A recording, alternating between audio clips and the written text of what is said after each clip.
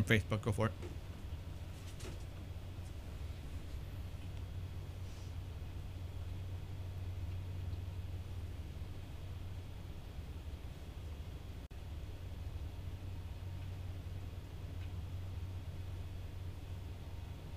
Let me know when you guys are done.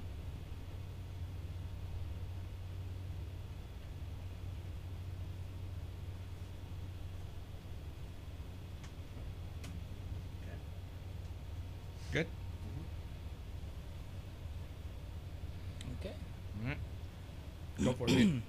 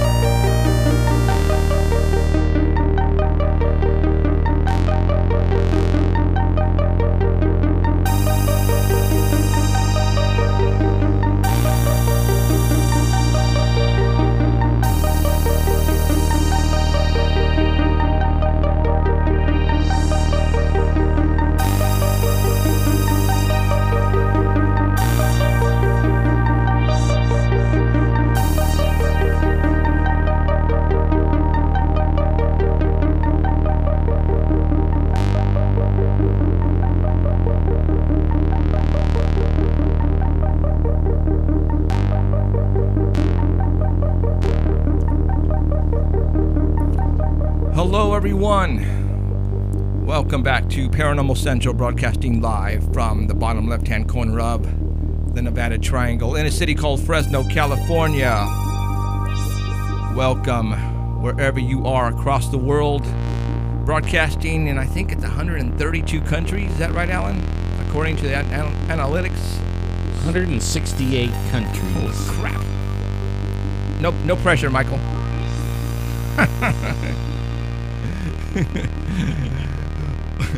Thank you for showing up on a Sunday. You know, we're supposed to be broadcasting on live stream right now. What happened is there was an update on the firmware through the company that I got this new system through, and supposedly they're having a lot of problems, and it looks like we're only broadcasting on Facebook Live right now. So we will move it over to live stream eventually, but right now, if you're on Facebook, you have us. So again, thank you guys for showing up wherever you may be. We are broadcasting live HD quality video on Sundays at 6 o'clock p.m. from Fresno, California, in the central San Joaquin Valley of what we call Paranormal Central. Been doing this for, geez, 10 years. So where in the heck have you guys been? Thank you for showing up. I have a team. One member of the team is sitting on the other side of the couch, Mr. Alan Thomas. Hi guys, how you doing? Bringing us in on the key is Mr. Ryan Bardalis, better known as Beyond the Unknown. And special guest in the hot seat tonight, Mr. Michael S. Rodriguez.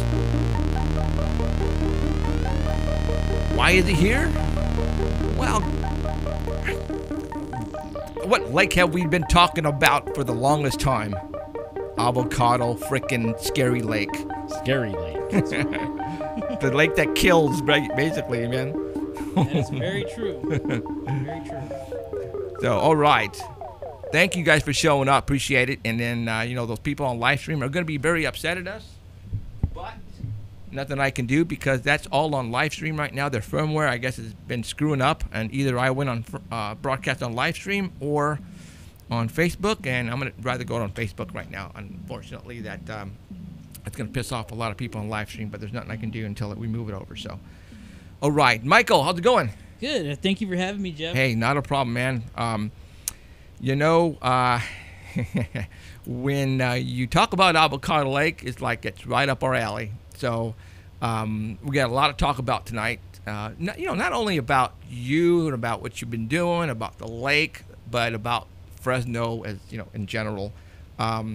You were actually on one of our episodes for TV because you've had some scary experiences with things that go boom in the night, right? Oh, that's correct. Yes, I have more than one story, and thank you for letting me be a part of your show and sure.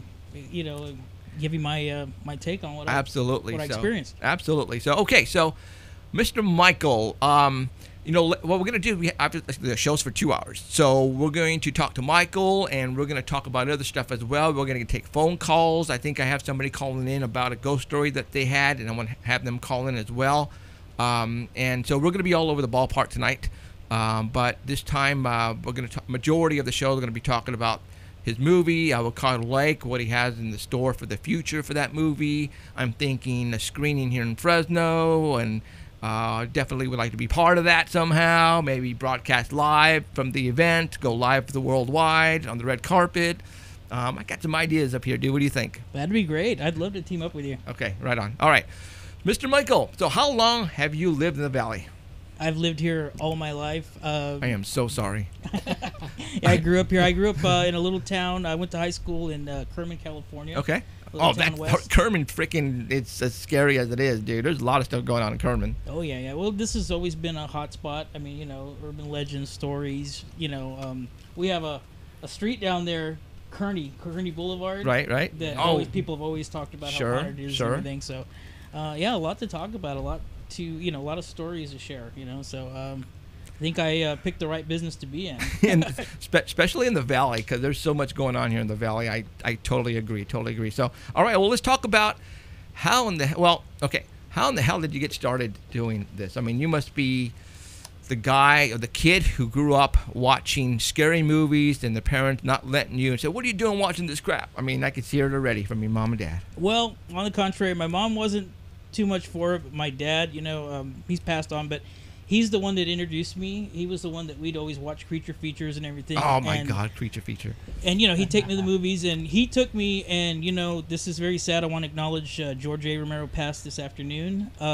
My dad's the one that took me to go see Dawn of the Dead when I was like 4 or 5 years old. Wait. Dawn of the Dead at 4. Yeah. We went to the drive-in, seen it, and my dad was one of those ones that he was, like myself. If we watch something, I watch something that's really great, I'll watch it again and again and again. And I remember with a few movies that we went and seen Jaws. I think more than once. We went and seen Star Wars. We waited in line for Star Wars. I don't know how many times, but Romero's Dawn of the Dead was one that we did see in the walk-in, in the drive-in more than once. And, hearing of his passing, it's very sad. Mm-hmm. He was a big inspiration. He's part of the reason why I do what I do. I never met the man personally, but I did write him once, years ago, talking about my experiences with my late father and seeing his films. So I heard he's really good with his fans, and he always, acknowledged everybody that, so I'm sure he read the letter. Wow, that's cool. That's very cool. So then you like the gory stuff. Now there's different types of scary movies. Yes. Okay. You have your Jaws, your your monsters, your gory, your Walking Dead eating guts gory. Mm-hmm. Where do you lie in there? You know what? I try to show range with my in the direction I give. Right now I'm working on Lake of Shadows, which has to do with sort of like a creature feature, a lot of paranormal stuff going on. But I've dealt in real life situations. In one of my films, Home Wrecked, it has to do with a home invasion. Another one, I have this cannibalistic family trap this businessman. And then I did this one about a sea creature that that you grow, and the sea monkeys. Okay. And so I kind of been all over the place with my material. I don't know if I found my niche yet, but I do like showing range, and I think Lake of Shadows is going to be a really interesting film for people to watch because I give it the horror element because that's where I come from, but at the same time, a lot of this is reality. A lot of this is testimonial from people that have come forward and talked about, you know, all this stuff that's going on with the lake. Okay. Got the volume going on over there. Okay, so where's that coming from? This one. Oh, okay. So I got it. Is the live stream working? Nope. It's not. No, See, I'm that's I'm weird. going on the Facebook one. Okay. I'm Okay. not getting it. So, as growing up, did you ever go to Avocado Lake as a kid? I did not. I did not go to Avocado Lake. It's interesting story how I got involved with the project. I grew up here all my life. I've known about Avocado Lake. Sure. I've never gone there. My family. We've gone to Bass Lake, Millerton, but I've always known about Avocado. And I was working. I did a film, a small segment wraparound film for one of my projects, and I was working with this gentleman named Tino Zamora. He loaned his house as a location. He was my location manager. And he had never been in the business before. And after a few weeks after we wrapped, he called me up from work, and he's all like, "Hey, I got a question. Have you ever, heard about Avocado Lake?" And I said, "Sure, I have." And he goes, "You ever been there?" And I said, "No, not personally, no." And he goes, "Well, you know that there's a story behind it, right?" And I go, "Well, I know there's a lot of people that have, died there or drowned there." And he says, "Yeah, over 150 and counting. And every year there's about 2 or 3. Mm-hmm. So I started like, wow, my brain started going and the wheels started moving. And he says, "Why don't we, would you be interested in doing a movie about it?" And I said, "Sure, if you want to produce it, if you want to executive produce it, I'll start writing a script and I'll start bringing some talent in and we can shoot it." So this has been about a year in the making, a process, and we finished principal photography almost a month ago now. And it's been an amazing journey for me because, I write what I know in a lot of my projects. Even though I write in horror and fiction, to give it an organic feel. I always write what I know. And with this project, it's been a learning experience as far as what I've learned about the lake, what I've learned from people that have been there. Uh-huh. Because we've compiled testimonials and I've done reenactments and I've added a little fictional twist to it for the real hardcore horror fans. And so it's just been an amazing journey. I got to thank Tino for bringing me on board and telling me about this place. But one of his stories, and he told me, and what kind of piqued my interest to do kind of a creature feature thing, he says, when I was there when I was a kid, and he says, I was in the restroom, and I was using the urinal, and I heard these 2 men talking about this giant catfish that lived at the bottom. And he goes, and it freaked me out. And he says, and it's always been in the back of my mind all this time. And I said, wow, I said, I think we can work that in there. I think we can work something in there where people are going to get a nice little, a solved mystery. Right, so, right.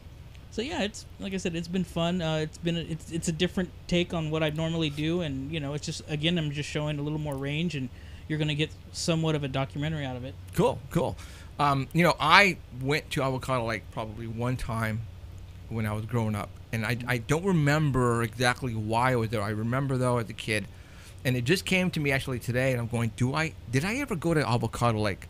And I remember one time when I was in elementary school, I remember looking out to the lake, and I saw this thing come up ahead, and I was looking at it, and I think it was is there beavers in Avocado Lake?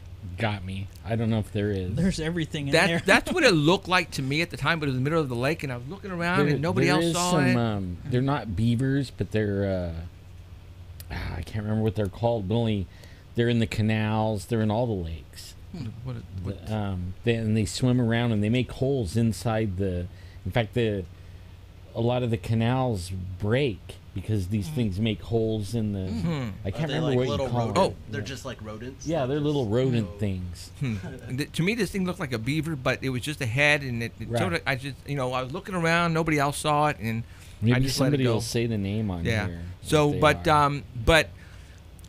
when I started investigating the paranormal, many years ago, people started. Not an otter. No, not an otter. People started coming up to me about things that happened there. Right. People hear weird stuff there. Obviously, we were talking before we went on about the Bigfoot sightings from around Avocado Lake. Muskrat. Yeah. A muskrat? That's what they're called. Okay. Thank you, John Roslin. Okay. Muskrat. So Muskrat. there's a lot of stuff happening around Avocado Lake. 120 people have died there. Okay. Now, we're not supposed to make fun of, people who go, but why so many? I mean, if you look at the lake, it's pretty calm, not unless you get closer to the river, I guess. That's when, obviously, like right now, obviously so much water. But why do you think so many people are dying there? Is it because they're just drinking too much beer and they don't know how to frickin' swim and they're going out there and... You know what? Our fan page, we have a fan page up, and people that have been to the lake or frequent the lake, they're always chiming in about, it's about, it's all these drunks that are drowning in there. But, Tino and I, my executive producer, we've actually done some research, and we've talked to, the sheriff's deputies and search and rescue, and there's a lot more that goes on there beyond people just, getting wasted and trying to, see if they can swim across. There's a lot of different ties to unsolved, they've pulled bodies out of there that no one's ever claimed, and right. And they've encountered some weird things, and so there's more to it. There's more to it than just negligence or I think recklessness. so. I think you're right. I think then you have to think about then why not so many deaths in Millerton or in any of these other lakes, But you do have death in Millerton, but they're mostly like boating accidents and stuff like that, right? I can say this because my last name is Gonzalez, but all of the Latinos, Mexicans go to Avocado Lake to party. Okay, they do. And they drink the cerveza, and one thing leads to another, dude. And they think they're Tarzan and can get across. But see, the last death or drowning, which happened a couple days ago, last week. Supposedly, somebody knocked the volleyball in there, and he went to go retrieve it, and he sunk. So the dude probably didn't know how to swim, and he didn't realize how deep it was at the point where he went to go get the ball. But they said he just and never came up. Yeah, it's very unfortunate. Our condolences go out to his family. When I talked to the sheriff's deputy, David Burrill, he mentioned that there's this vegetation that grows inside Avocado Lake, and it kind of swirls around the rim of the lake. Plus, there's an undertow. Yeah, and people have gotten caught in that and drowned. He even said that people have drowned 4 feet from the shore in 8 feet of water. And a lot of this has to do with this vegetation also that you have to wade through, and there's just so many different kinds of hazards in there. We shot when we were finishing up principal photography. I was trying to figure out all these different ways of how to shoot this scene with these actors I had and not be in that actual lake. I was like, well, we can green screen it. Well, we can do some wading pools and reflect water onto them, and suspend the boat. And I was trying to figure out all these different ways. And in the end, Tino, it's my executive in producer, the lake, dude. We're getting in the lake. We're going to get in the lake. Just tie a rope to somebody's ankle, dude, and then if they goes down, you pull them up. That's what we did. We anchored the boat, had it on this line, so every time they took off in it, we bring them back.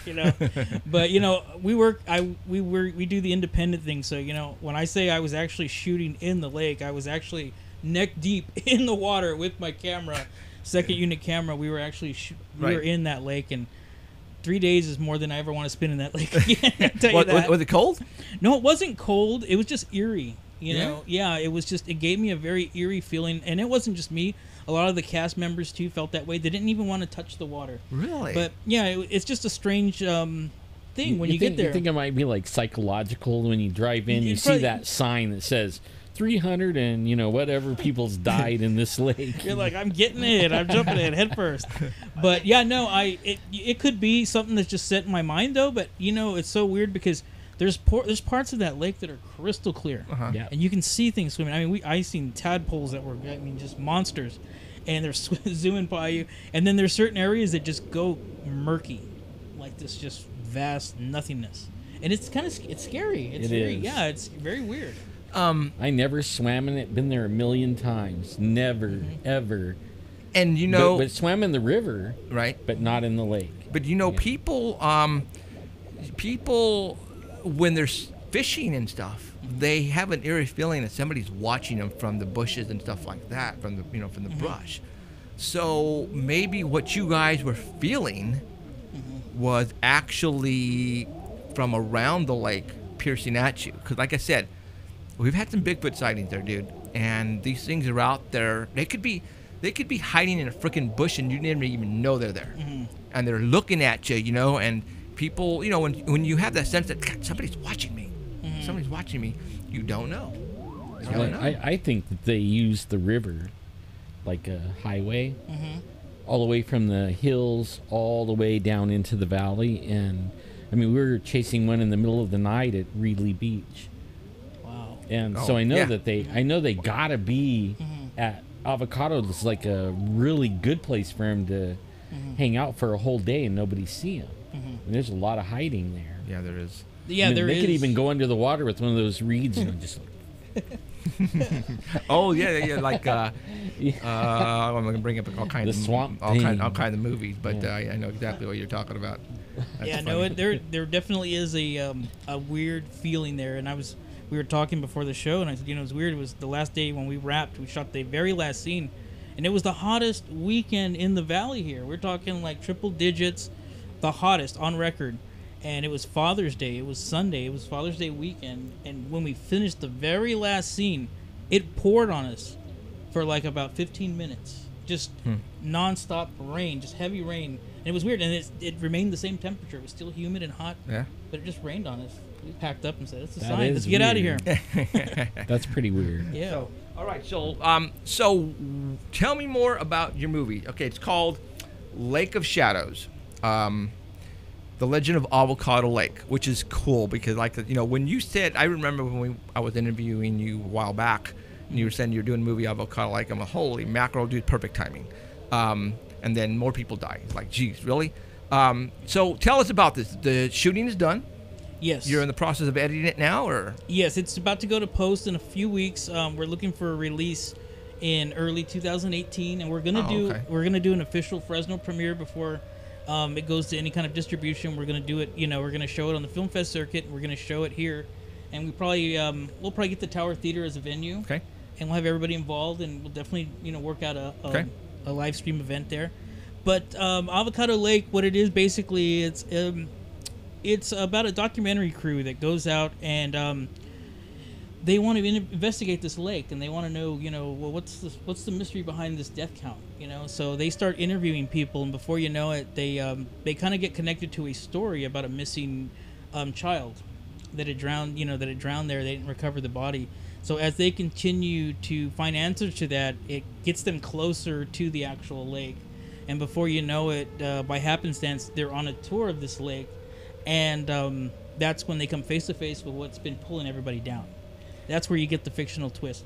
Cool. So I don't want you to describe the monster or anything. So No. it's a monster though, right? Oh yeah, it is a creature. It is a creature, a supernatural type creature. Okay. But what's going to be interesting about this movie is people are going to get some truth out of it. They're going to get real stories. We did interview real people that have actually been on the lake, that have lost loved ones, that have heard just creepy stories. We have even the sheriff's deputy I talked about. He's in the movie, actually talking about stories about him, doing a routine dive and getting bumped by this huge black shape. It just knocked him way over. What? Yeah, and he radioed his partner that was with him. It was just him and his other partner. They were diving, and he said, "No, I'm across the lake. It wasn't me." But he said it was just this dark shape just came and knocked him. Just Dude, boom, knocked him aside. You gotta definitely get me in contact with that sheriff's officer. We gotta get him in here. Yeah. So, but it'll be a fun movie. It's got a little bit of everything for everybody in every subgenre. It's a little bit found footage. It's a little bit documentary style. There are some vignettes in there because I do reenact a lot of things that we've been told. Mm-hmm. So, and I brought lots of scream queens in from the 80s, 90s, and even the current, the current scream queens. So you're going to get a lot of talent in there. One of our lead actors, his name is Robert Lasardo, and I brought a photo. Why don't you put that up so everybody can? Let me see if I can zoom in on that. Yeah. Real quick. A lot of people, you hear that name and they try to put the name to the face, but Robert Lasardo, he's a character actor that's been in the business since the 80s. I mean, he's worked with Richard Pryor. He's worked with, some pretty heavy Steven Seagal. He's all like tatted up. He's like always the antagonist, the bad dude. the killer, biker, the gangbanger. yeah. Yeah. He had a recurring role on CSA Miami, and and Nip and Tuck. He was a character, and he's just a real. He's he was a pleasure like to a work real with. bad guy on CSI Miami. You're gonna get a real treat out of his character in the movie. It's got a lot of dynamic to it. But I'm not going to give too much away. No. But we'd on behalf of our cast and crew, we want to give you this photo there. Awesome. Appreciate it. Thank you. You're welcome. We'll put that in the frame and put that up. So, is he going to come down for the red carpet in next year? When you do it? Hopefully, if his if he's not shooting or anything. Yeah, right. If nothing right. conflicts, we're definitely going to try to get as many cast members down there to the premiere. So we'll have probably some signing booths and stuff like that. Sure. And absolutely. have some fun with it. Absolutely. Now, somebody just mentioned any trailers out there. Heck, yeah, you just released a trailer last week. Yeah. That's on YouTube, right? It's on YouTube. Yeah, it's doing really well. Okay. What Lake of Shadows, The Legend of Avocado Lake? Yeah, it'll say Lake of Shadows official trailer. If you look that up, you'll find the trailer. It has Robert Lasardo, who I just showed there. He starts off the trailer, and you get to see a little bit of action, a little bit of blood. Blood. It's fun. Yeah. So go to YouTube after the show, or right now if you can do it. Actually, also there's a place on the internet where it's like a press release type of deal. What was that called? We have an official page for Lake of Shadows. They can go there. And okay. The actual our background, our wallpaper background is the trailer. So if you actually, as soon as you go to the Lake of Shadows fan page, okay, the trailer plays for you automatically. Okay. So we're talking Facebook then. Yeah. Facebook. Okay. So there's a Twitter and Instagram for that. Okay. Well. So go to Facebook. Cool. There's go like the page on Facebook. It's what should they type in? Lake of Shadows. Lake of Shadows. Okay. There you go. It. You'll find it. So Lake of Shadows on Facebook, and as soon as you click on there, like it, and scroll down, the trailer will pop up, and you can watch the trailer as well. Cool deal. So when we interviewed you for the TV show, obviously you had an encounter. Tell everybody briefly about that, because there's a lot of people all around the world who don't get the TV show, who are so pissed off at us right now because they can't see it. Tell everybody what happened to you. Okay. But you know what? Before I say that, I want to thank you for putting me on that show and giving me that opportunity to tell that story. I did a few local conventions, and people that had watched the show, they came up to me and said, "Wow, that was so friggin' creepy." And you know what? That was, should we tell who was that on top of you? Yeah, sure. Okay, go ahead. Who was it? It was Hillary Gunner. And I didn't complain. She got to strangle me.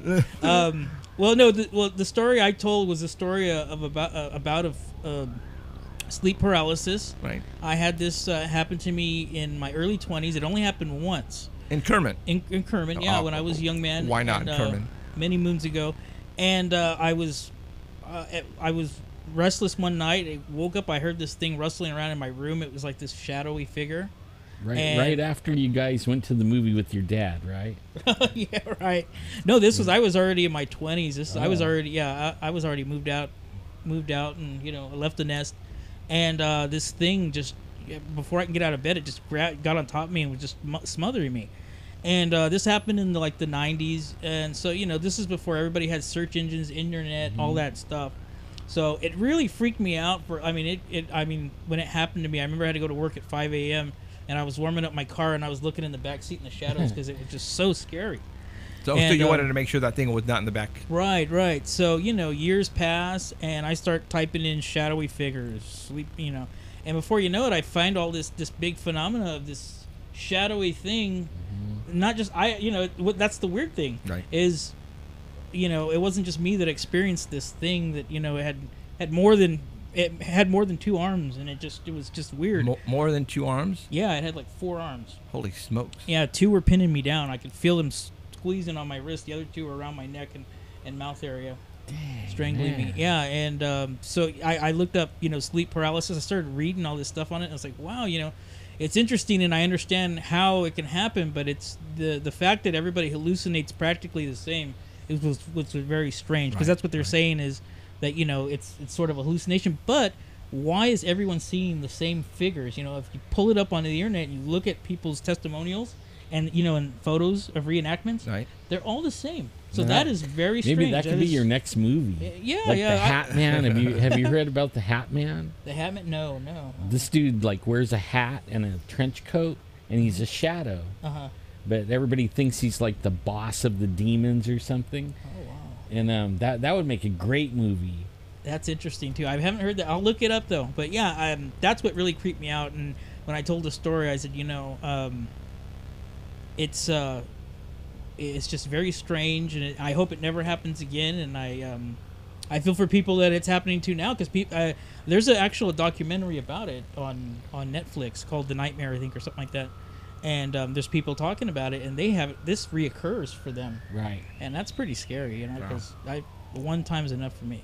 So have you experienced anything else? Like, we have, especially in Kermit and in the west side of town, a lot of UFO sightings. Yeah. Anything like that? You know what? I've never seen anything as far as a UFO, but I do have a ghost story. Okay. I have a pretty good ghost story.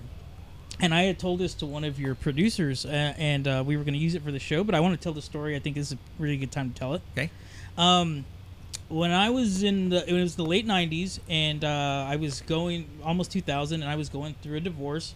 I moved into my mother's old house, and I was renovating at the time.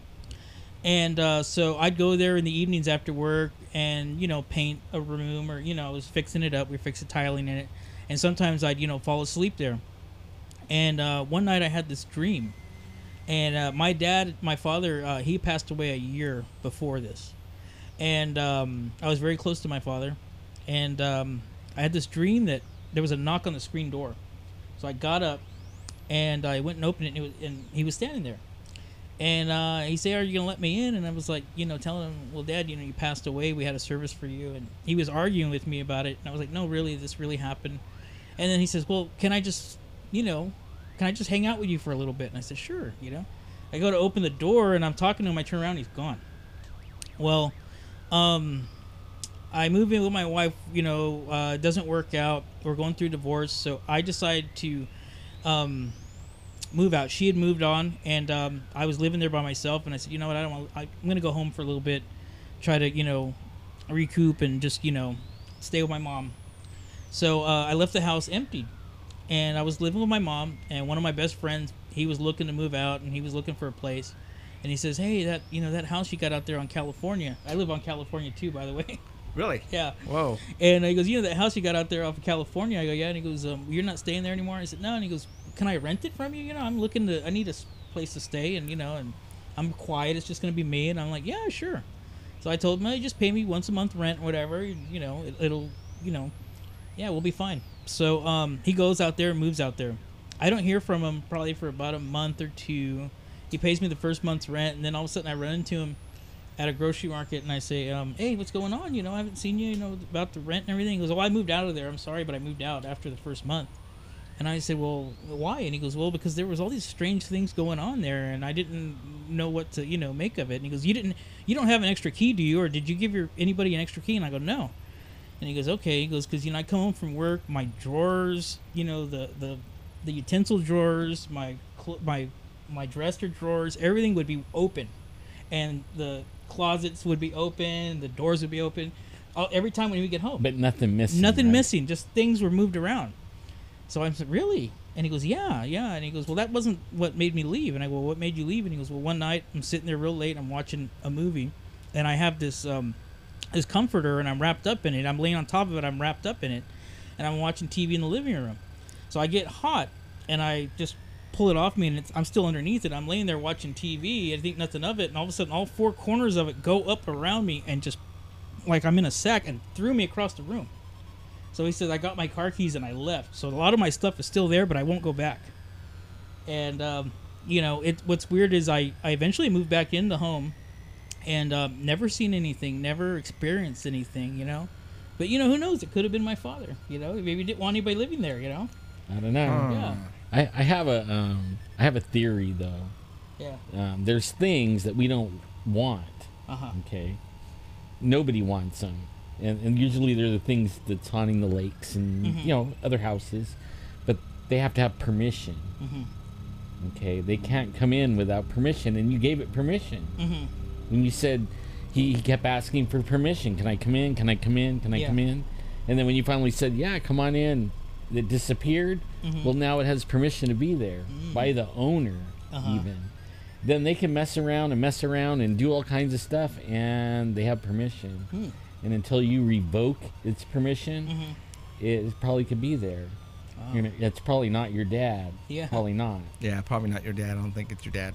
But yeah, it threw him, and that was enough. He grabbed his car. I mean, when I moved back, I had to take him his stuff. He didn't want to go back to the house. Right. Wow. Yeah, and I swear that's a So that's the a true house story. is the house is still there, or? I moved back in there, and like I said, I've never experienced anything, anything weird or anything like that. But it was a while afterwards that I moved back in. But I remember going and having to go grab his stuff and take it back. But for some reason, it was just when he was living there, it was just it just wasn't working out for him. You never find the drawers open or anything like? No, or never. You set something down and then come back in a little while and go, wait a minute, I thought I put something there, but now it's on the TV. But then again, I'm a horror guy. It takes a lot to scare me, probably. That's and cool. there's a severed head floating by me. Get out of here! I'm trying to watch TV here. Right. That's funny. So right on. Okay.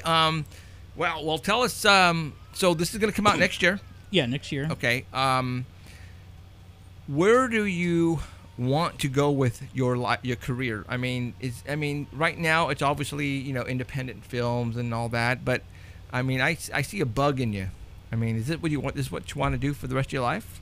You know what? It is. It's something I've always wanted to do since I was young. I always knew this is what I wanted to do. I'm just gonna go where it takes me. I've had a few offers, and I've had some.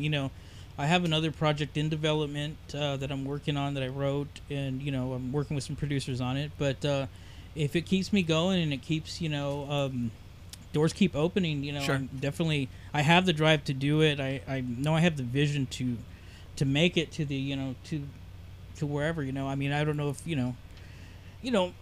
it could be a mainstream movie. It could be Right. another indie horror movie. I just like creating. I like making movies and progressing. So each project that I'm going to do is always going to have a little more polish on it. Right. Than what I'm learning. So I mean, hey, I didn't. When I started this as small potatoes, dude, and look where we're at now. So just keep doing what you're doing, and eventually it's gonna all right, thank you. explode. So I tell everyone that. Like you can be whatever you want to be. Yeah. Whatever you believe you can, you can. Yeah. As soon as you say you can't, you can't. Right. That's it for you right there.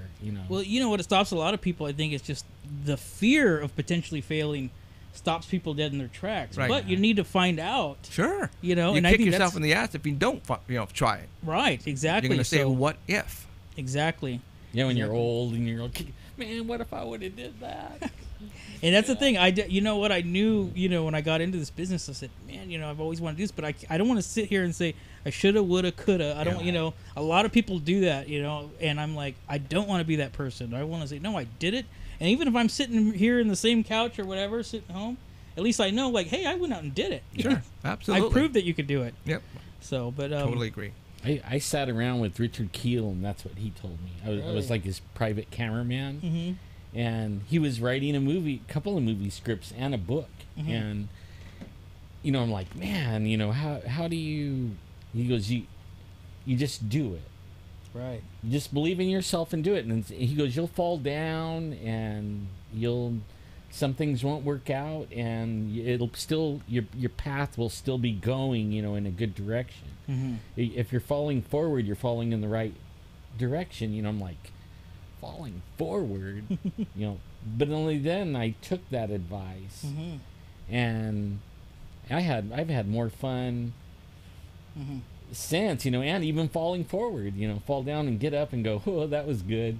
Oh, yeah, I tell people I like, and the thing is, I'm gray. When I first started this, I wasn't as gray as I am now, and I tell people it is very stressful making films, working in productions. I mean, you do a production, and this day to day, it's ups and downs. Yeah. You never know, but to a lot of people, that's exhilarating.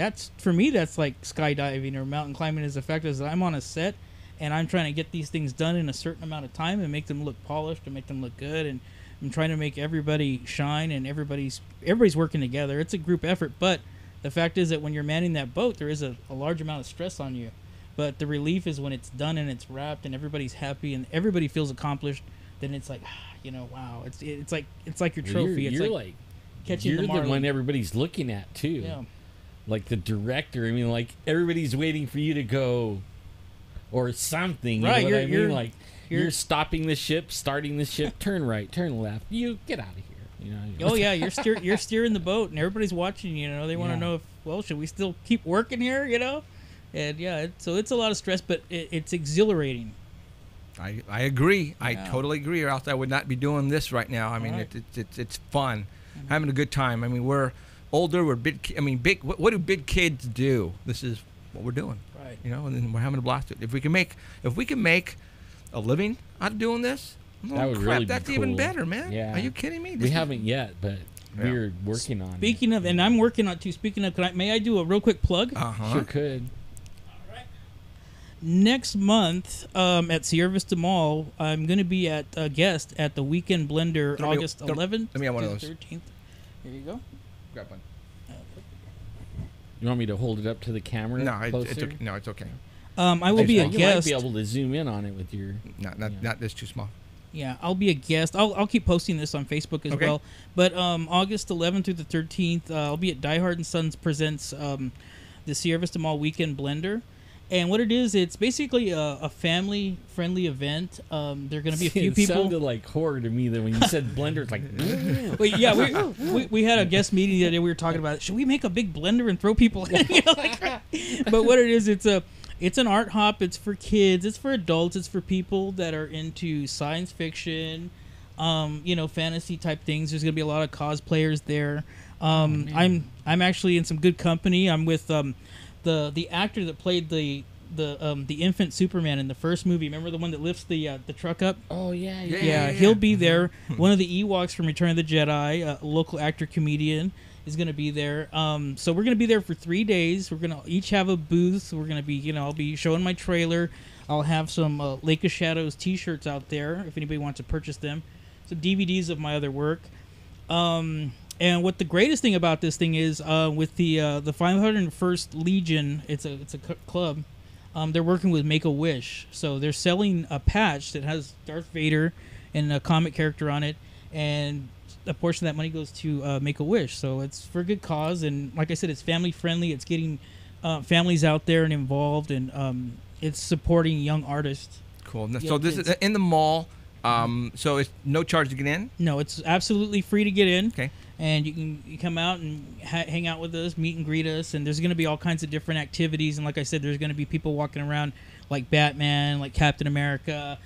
So there's plenty of just free photo ops for the kids and stuff like that. So we're talking August the 11th through 13th, guys. That's Okay. right. We'll keep pushing it until that date to keep you guys keep it in the brain, so that way you guys can go and stop by and say hi to Michael and say, hey, dude, I saw you on Paranormal Central. So that would be cool. So I got a question only, and I started it like before the show. Yeah. And couldn't finish it because he said, save it for the show, save it for the Oh, let's yeah, hear yeah. it. How do you know how the lake was created? Yeah, it's it's interesting that you brought that up when we were talking about it earlier. And when I first approached the project, I was given information about the count of how many people have drowned there and stuff like this. And this is when testimonials were still coming in. So I started writing about this lake that was man-made, and it was a quarry, and it was a dug up quarry, and I wrote it happened like at the turn of the century or whatever. So I'm a little off on my exactly when it happened. But what's interesting is, as I started doing research, I realized that's actually what it was and what it is.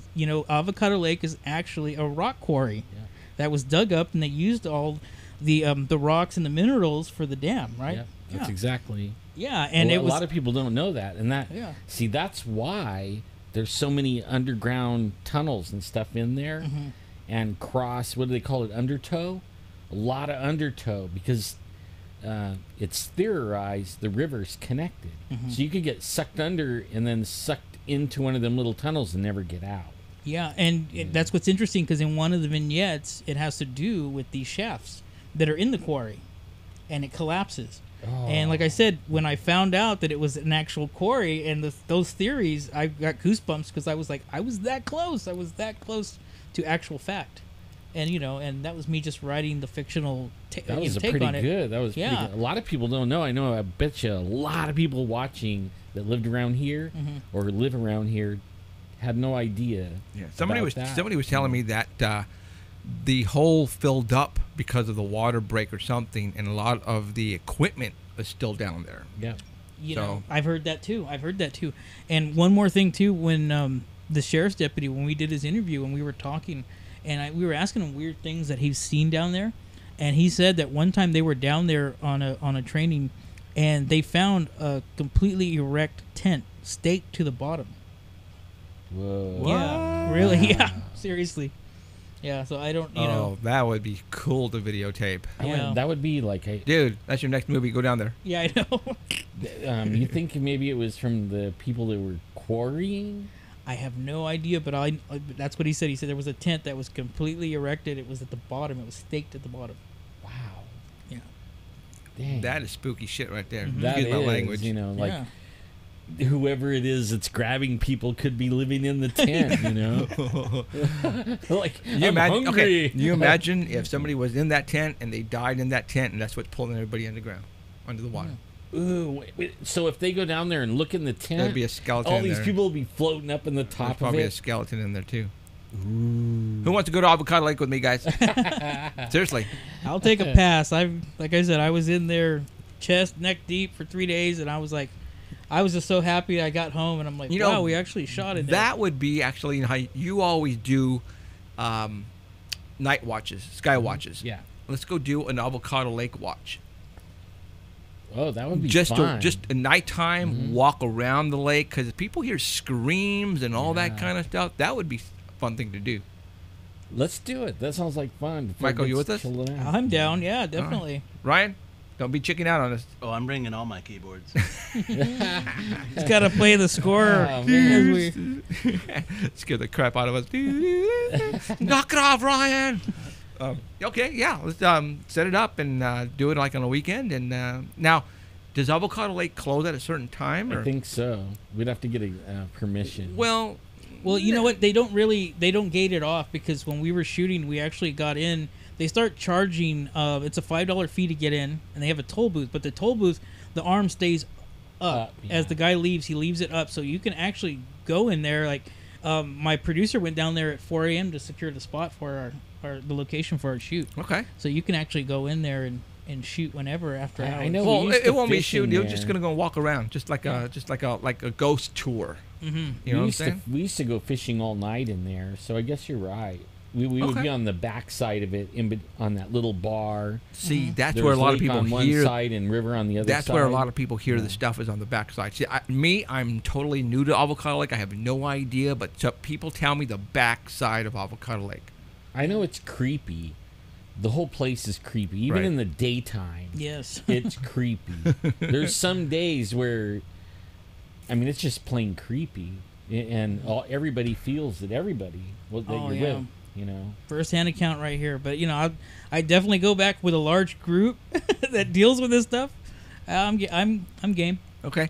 Ralph Michaels, call in really quick. You have a story about Avocado Lake. He used to be work for the fire department, and he had the story about Avocado Lake. Dude, now since I saw your little comment, you need to call in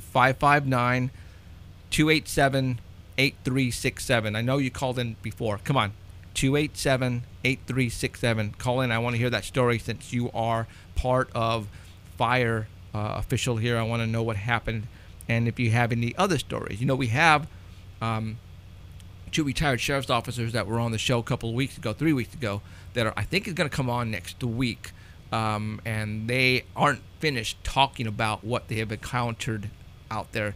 They have stories about Avocado Lake as well. Oh, I'd love to hear that. So they want to finish off on that as well. So can't wait to get them back in here.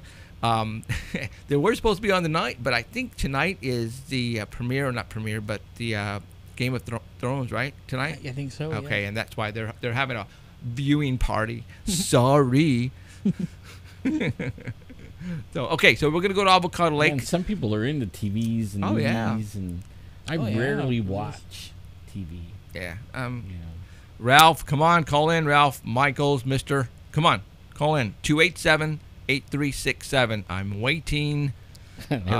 Everybody in chat's yelling at him. Ralph. Yeah, I'd love to hear the story. Hopefully he calls in right now. That was last night. What was last night? Oh, Game of Thrones was last night? My bad.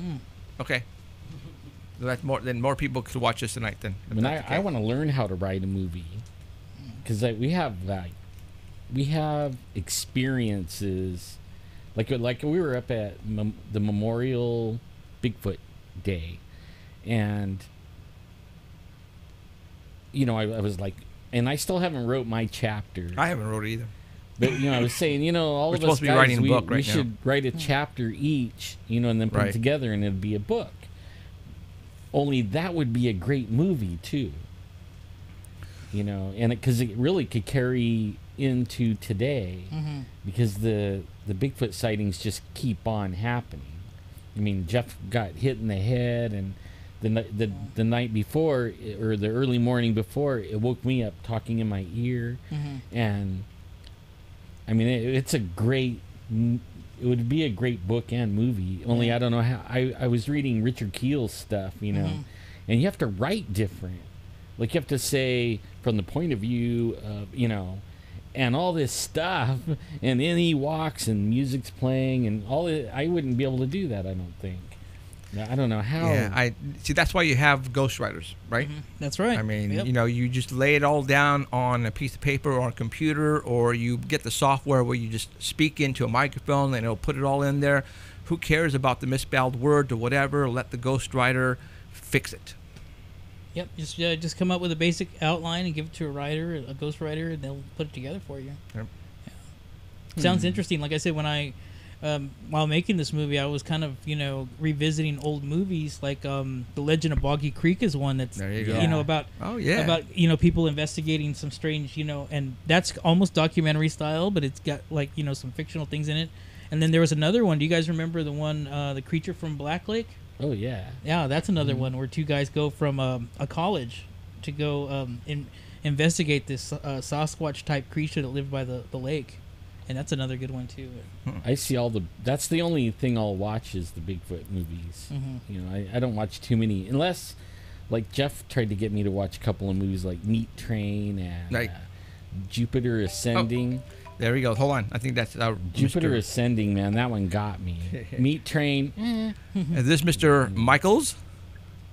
Jeffrey, how are you, buddy? I'm doing good. Thank you for calling in. Appreciate it. Oh, no, I love your program.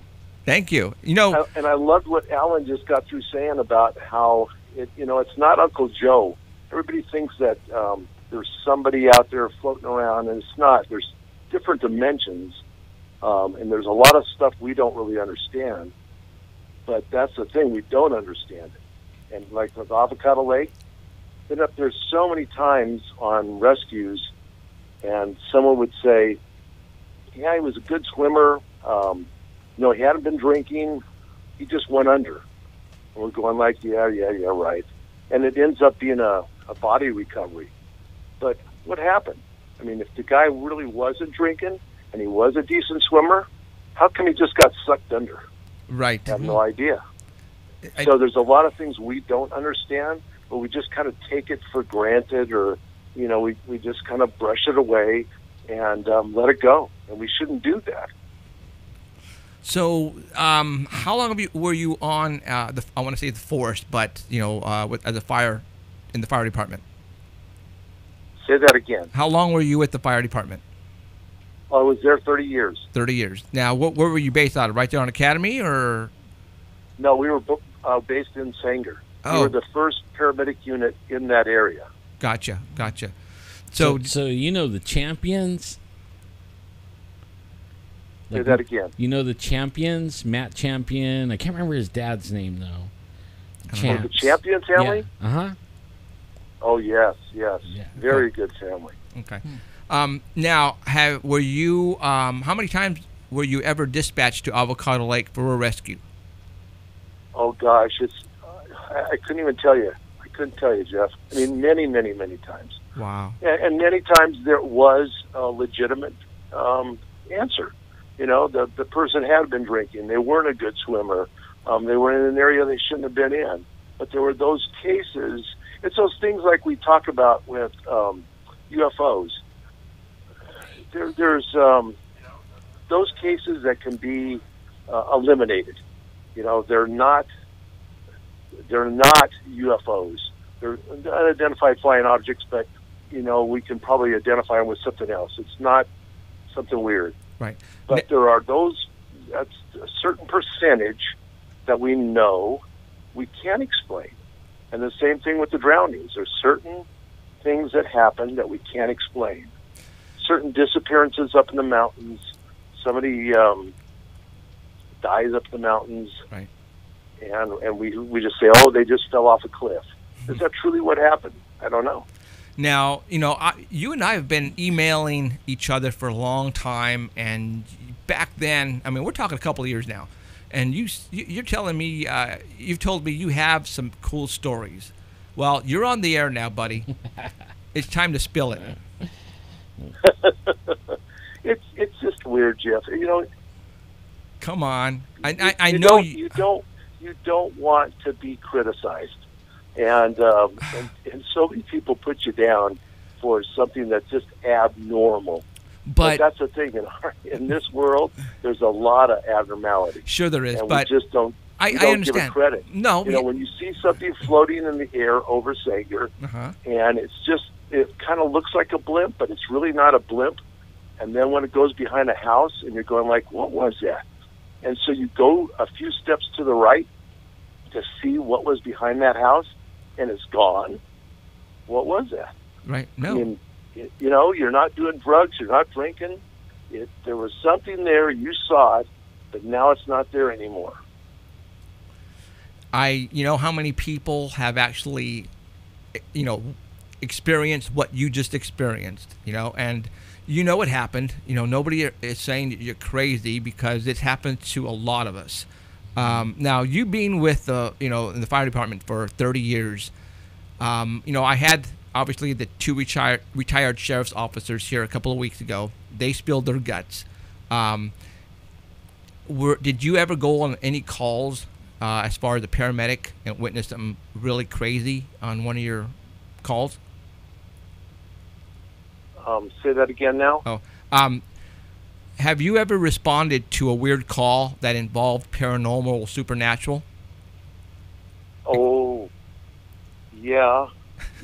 Only because I think, and it's like what Alan's just got through saying, and that's so important, is that there is a different dimension, and you have to be careful with what you invite in. You have to be careful with what you allow in your space. Because there is a different dimension that can come into this one. And there have been different calls with different cultures that have shrines and different things in their home, and they will pray to these shrines and these beings, and things happen, and then they wonder why the person committed suicide. I can tell you why, because something happened that they weren't supposed to let happen. And so, yeah, I've been on some weird calls a lot of times. Wow. How about like people that you would have said was dead, okay, only they're up directing traffic and everything, and then when you finally get to them, then they realize like the situation is all taking, you know, like under control, and then all of a sudden they just fall over dead, and then you go over there and go, hey man, that guy, how did he do that? You know, he was just directing traffic for half an hour and he should have been dead. Zombies. Yep. Any walking zombies? I mean, come on. You have to have seen some crazy stuff in 30 years. Oh. Oh, really? We got disconnected. See, the reason I ask him that one... Did we? Someone intercept. The reason I ask him that one is, like, because my dad was a sheriff. Right. I don't know how many calls that he would come back and say there was this huge traffic accident, you know, and one guy was covered with blood, you know, and directing traffic, and everybody's like, "Are you got it?" You know, he's like, "Yeah, I'm fine," you know, and direct traffic, and then they come along and say, okay, man, you know, we got it all under control. Don't need you anymore. And then they just fall over. And then they find out his carotid was cut. Star 69. And he bled out like a half hour ago, but he was still going until he knew everyone was okay. Wow. And I don't know how many stories I heard like that. Mm-hmm. Those types. Right. And mostly from those kind of guys, you know, the emergency. Right. Well, you know, guys. Ralph, like I said, we've been in contact only, well, I think I talked to him one time on the phone, but we've been in contact on email, and he said he had some really cool stories, but he was just eerie about going on the phone and talking about it because of who he is. I guess he's pretty well known. Yeah. Everybody knows who he is. He doesn't want to be called a crazy person, be ridiculed. And I can understand that. Yeah. So, and people are going, you know, they cut him off. Well, I think he might have just, you know, freaked out and hung up the phone, which I can understand. You know, I put him on the spot, shouldn't have done that. But I'm glad he did call in, you know, about Avocado Lake. He makes sense.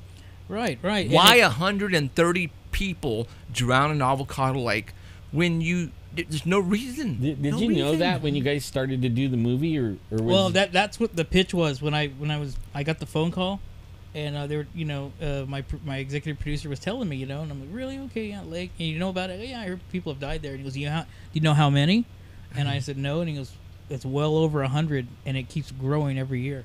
And then that's when my, you know, it kind of piqued my curiosity. And I'm like, I gotta look into this. Is it Tino Zamora? Yeah, Zamora. Tino Zamora. He goes right now. He just said Avocado needs to be shut down. He just texted right now.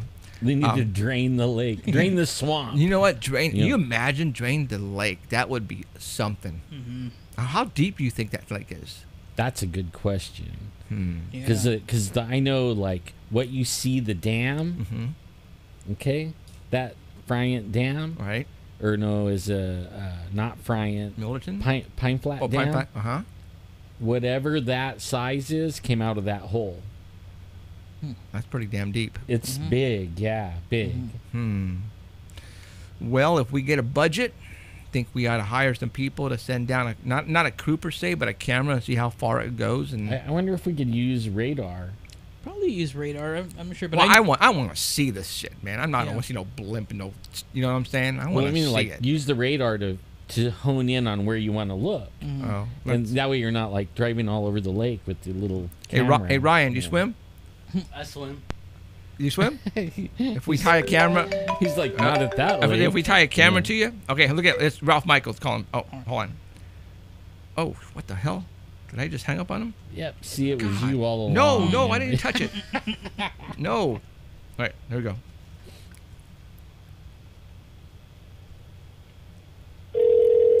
These guys in the chat. I'm ready for a swim.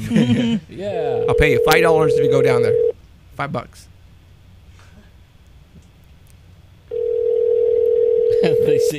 They say Ryan doesn't swim. Just throw him in with a couple of little wings, you know, water wings. Well, that sucks. What happened there? I don't know. That's crazy stuff here, people. I'm trying to get a hold of him. He calls me. Nothing happens. Don't know. So, okay. So, yeah, I definitely want, like I said, I've never been to Avocado Lake. Only that one time when I was a kid. I think it's time for me to actually step on that place because of all the stuff that's going on. I want to see it for myself. I want to see the lake. I want to hear it. You know, Man, it would be kind of fun to take the Mevo out there and then we can go on a weekday, like, or evening, go in the afternoon, like on the weekend, and then see if we can get stories from people. You know what? You know, we were talking about this before we started shooting, and I told you when we were filming out there, we had this area secured, so we'd have people like fishermen or kayakers come to launch because we were in the launching area of the lake. And I mean, everybody I ran into, they had some kind of story, you know. And I remember this one guy came out. His name was Raul, and he was backing his truck up, and he goes, "I'm just gonna launch. I'll be out of your way. What are you doing here?" And I go, "I'm shooting a movie about this place." He's, "Oh, really?" And I'm like, "Yeah." And he starts taking his kayak down. He goes, "Well, you know, when me and my brother were little, we were out here with my dad, and we were fishing, and he went around that corner over there. He was gone for maybe about half hour. He came back white as a ghost, and they were like, 'Well, what's wrong, Dad? What's wrong, Dad?' And he says, they found this decaying. He found this like corpse that was decaying that had been out there for like weeks. Oh, man. And he said that they pulled it out of the water, and he said that the stench was all over the place. Like you just smelt death, and it was just, and this was a guy that just was, he's getting in there to fish. And he's telling me this story before he launches, and I'm like, okay, well, I got to get back in there and finish people this movie. people swim in that, and the water gets into your mouth, and Yeah, yum, somebody yum. just said the water tastes good. Tastes fine. Yeah, tastes fine. Don't Okay, drink well- the water, man. Don't drink the water. Don't drink the water. What? Don't drink it at Bass Lake either.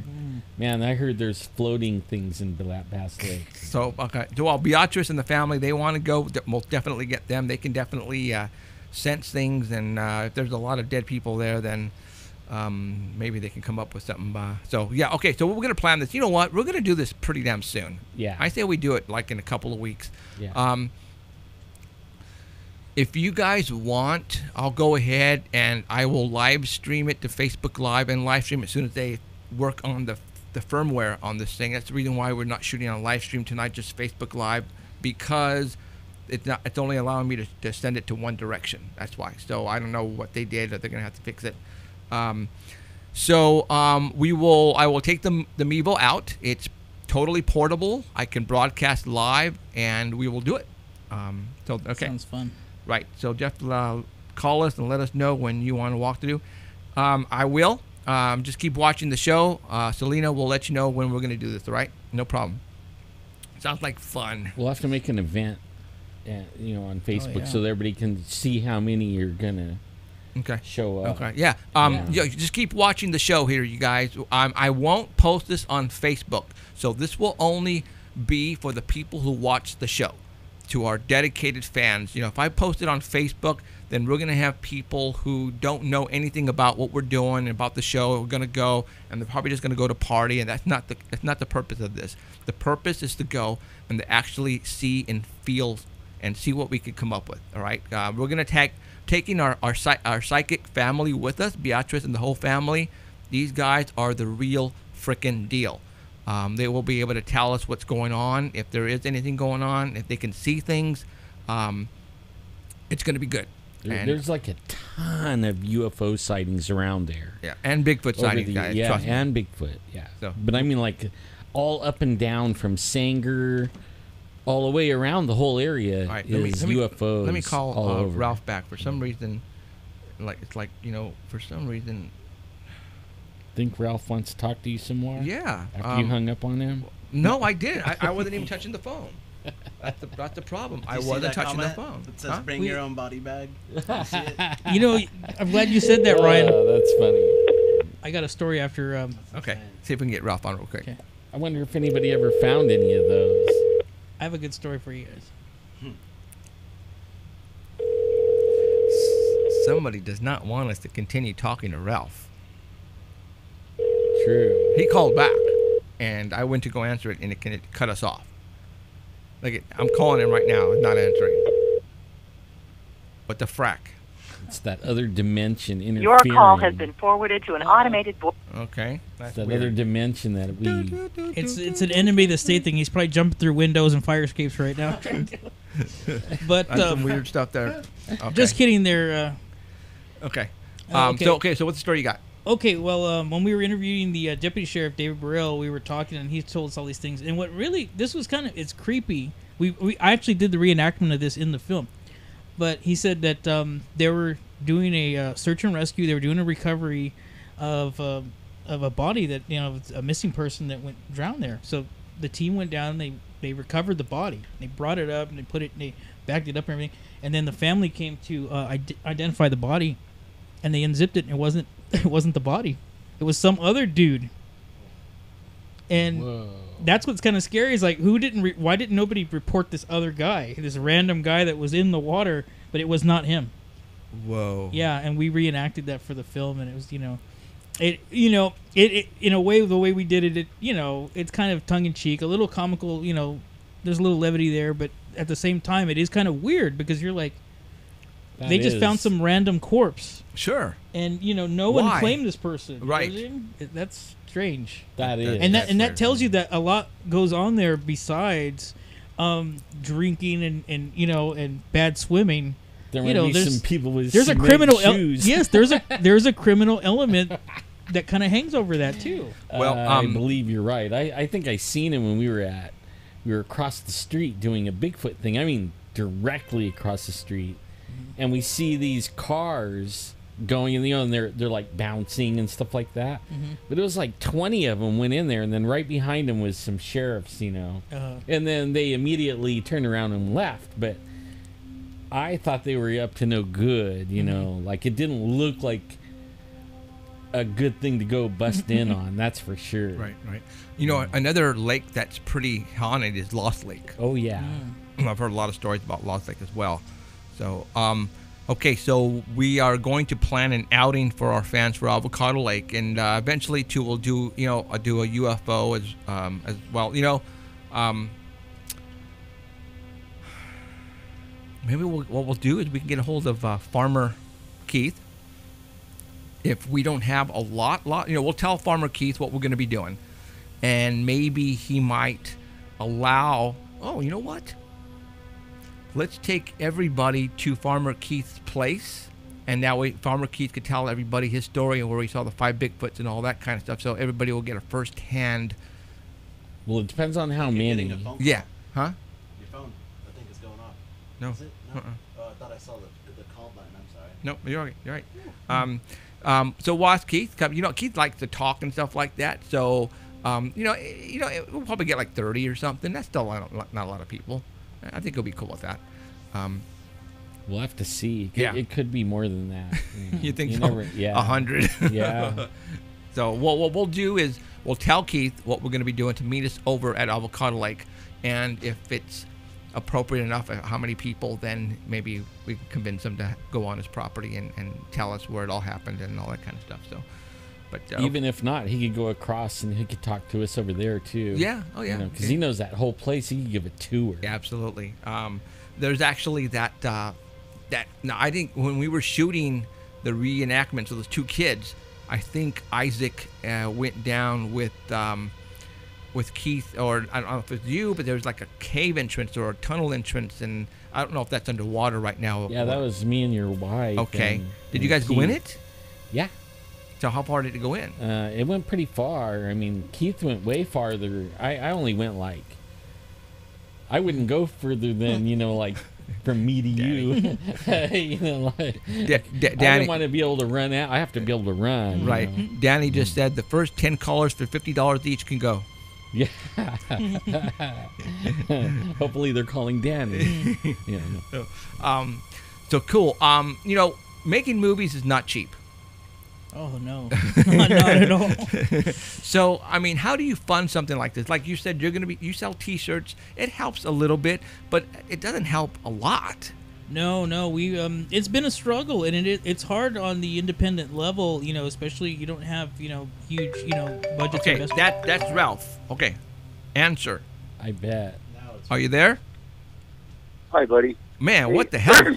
I just now got my phone back, and I had talked to you before about how some people feel they don't want to be criticized or intimidated. Right. But I have actually called you a couple times, and this is exactly what happens, is my phone freezes. I mean, it just dies, and there's nothing there. Okay. And I know, listening to some of your broadcasts in the past, that you've had people block you or do weird stuff. Right. So I would suggest that's something you and I need to do probably, is you've got my phone number, call me. Okay. But we need to go to a secure area to talk, because obviously you've got people that don't want you to be saying what you're saying. You're right. I mean, like right now, we were playing phone tag with each other, and there was no reason for that. No, and listen to me. My phone went dead. I mean, it went dead. There was nothing there. I couldn't go on your program. I couldn't call anybody, and that is not the first time. So okay. Well, we need to go have some coffee, huh? You and Alan have hit a nerve someplace in the government or society or the world that they are on you. Well, I mean, how long have you been watching us? Oh God, years. Okay, so you have seen what we have gone through when we've had important people on the phone trying to get a hold of people through Skype, and all of a sudden it would go dead or vice versa, and there would be absolutely no reason for it. Yeah. Exactly. No. Well, and like I said, there have been times that I wanted to call and I didn't because I didn't want to be intimidated. But there's been times that I have called and it hasn't worked. It did not work. And you have to understand, I wasn't just a firefighter. I got to the rank of fire chief, so I am within a database with the feds that they know who I am, and so if they don't want me to talk to somebody, I guess that's what they're trying to tell me. Okay. Well, I definitely want to go out and have a cup of coffee with you, Ellen, and myself, and let's just go and shoot the shit, sort of, you know. I know a lot of people don't believe us. Yeah, I know. When we talk about stuff like that, I like what he's can't talking hear you, about. buddy. Oh, I know a lot of people don't believe what you just said. You know, they're like, yeah, you guys make that up, but only no, it's serious. Like, our internet will shut off over here. I have 120 meg. Okay, that's what I run. I mean, it'll flat shut off. Yeah. And we'll be dead in the water, and we have no idea what happened. Everything's working. No. You know. No, you guys are you guys are getting into stuff that whoever they are doesn't want the mainstream media to know. They don't want the people to know what's going on. You know, it's just like Bigfoot. You know, it's a big joke. It's just a big joke. Maybe they're But it's planting bodies amazing in the how lake. you go back for hundreds, if not thousands, of years, and the native people have got stories about it. I mean, there's stories about Bigfoot or these large giants all the way back in the biblical time, but people don't want to address that. And so that's exactly what they're doing. They're covering stuff up because they don't want you to know the truth. And that's exactly what's happening right now, is they don't want you guys to be telling the truth. Right. Have you had any encounters with Bigfoot? Oh, God. Well, that's another story in itself. And I'm not really sure. I've never seen a Bigfoot. Right. But I've been on fires because we would be sent all over to California. Okay. And there was some fires where we would go and they would put us down into a fairground or a schoolyard and say, okay, you guys stay here, because we were on a strike team and so many engines were with us. And they'd say, you guys stay here for the night, bed down, sleep, and then next morning you're going to be assigned someplace. Well, we were so close to the fire line that they would say, okay, then you've got to have a fire watch. And I was always up early in the morning anyway. So I'd say, okay, fine, get me up about 3 o'clock and I'll do the fire watch. So I'd go to bed at 8, 9 o'clock and sleep, and the boys would wake me up. I'd get up and have a cup of coffee and a cigar and sit there and just kind of watch, make sure, our perimeter was safe. And you would see these eyes. You would see something that wasn't supposed to be there. It little glows, and I didn't know what it was. At first, I kind of thought it was an animal on a rock. But then the next morning, you would get up, and there was still rock there. So whatever was standing there or there had to be tall. So I didn't ever see anything, but there was some strange stuff that happened. Oh. See, and that's right there. There's a lot of people like you, Ralph, who have these stories, who are law enforcement, police officers, military, fire, who have great stories, but they don't want to get out there. I definitely want to sit down with you, and I want you to spill your guts to us in a private matter. Buddy, I can't hear you again. Wow. It's weird. Do we have a good connection? Yes, can you hear me good? I can hear you fine. I can hear you absolutely. I can hardly hear you guys. Wow. It's not the keyboards, is it? No, I don't think so. No, it can't be. Let me. Hello. Yeah, can you hear me, Ralph? Can you hear me? Jeffrey. Yeah, can you hear me? That's crazy. I've That never is. had problems with the phone. Yeah, we have. Jeff, Yeah, I can hear you fine. Can you hear me? Ralph, over and out. Cam. That's crazy. Okay, I'll email That's him. interesting. It is. That makes me think like, okay, what in the world is with Avocado Lake? You know what I mean? Like, we're talking about All these people are Avocado dying. Lake. All these people are dying. There's got to be a reason. No, it's not because they don't know how to swim and because of the water is cold or the current. And we're still alive, I right? think No. I think there's something in there and it's pulling them under. I really do. I've had, like I said, I've had. Okay, I wonder if my some wife of is. those ones that got pulled up in the body bag was maybe a government guy. You know, Oh, yeah. it was a Clinton person. My that got wife, my wife is a school teacher, and she has friends, They're gonna teacher shoot me friends who now. has relatives who say they go out there to go fish at night, and I've been trying to get them on to come on the show, but they would hear some screams that just scared the what, just high pitched, the kind of screams that we are familiar with when it comes to Bigfoot. Okay, and when you hear people tell you about these screams, they're there and they don't want you there. All right, so there's something going on Avocado Lake, man. I mean, there's definitely something going on there. So Well, I know can't that wait. They're trying to shut us down right now. They Clam are. us up. Yeah. Yeah, no, that's strange because I got to be honest with you. I do a lot of, podcast and these things. And there's times where I've called in, to do these things. But I've never had, and I've done them across the East Coast and everything. But I've never had, this guy's called, I don't know how many times. Right. And look how many problems it's had the connection. right. And now we've taken hundreds and hundreds and hundreds of calls all over the United States. We get called from New Zealand. All right, New Zealand's fine, no problem. East Yeah, Coast, Holland, Wisconsin, Holland's Holland, fine, no problem. yeah. Oakland, San Diego, no problem. But here I got the guy. He lives in a roasty.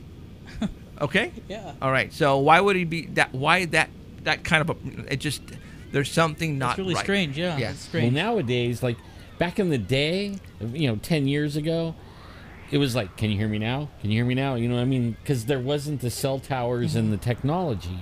Now it's all fiber optic and all this stuff. A solar flare is about the only thing that can take you out, right? Right. And we get takeout regular. Yeah. It depends on the subject It matter we're does talking depend, about. yeah. We could talk about Bigfoot all day, but when it comes to certain locations, I guess that's when we get hit. Yeah, if we talk about UFOs and some of the stuff like this usually gets us cut off. But the triangle will fly over, and we'll start getting calls, and people will start messaging me on Facebook, and then an hour later, a triangle will fly over, but it's 3 military jets in a triangle formation, right? And then if you call the military, oh yeah, we flew over in a triangle, but only it's an hour later. Then we come back and we're talking about this on the show, about all the thing. Get somebody to call in, and then we can't get a hold of them. All of a sudden, our internet's dropping out. Everything starts happening where we can't tell this story about, this triangle that everybody saw flying from one side of Fresno to the other side of Fresno. And then the jets later, we can't talk about it. So somebody just said, John Stewart, I believe his name, John Stewart, watches us. Okay, that's his name. He wants to know, where's Avocado Lake? Well, it's east of Fresno on... Like Belmont. No, In it's between Belmont and 180. Spring... What road is it on? It's off of Piedra Road. Piedra Road, thank you. Yeah. So, but it's connected to the Kings River, you guys. And you guys know when we talk about the Kings River, we talk about Bigfoots. And there's, the Bigfoots are, that's their highway. That's how they travel. And Avocado Lake is much more than just a round pond of water. There's a lot of brush, a lot of hiding places around that lake.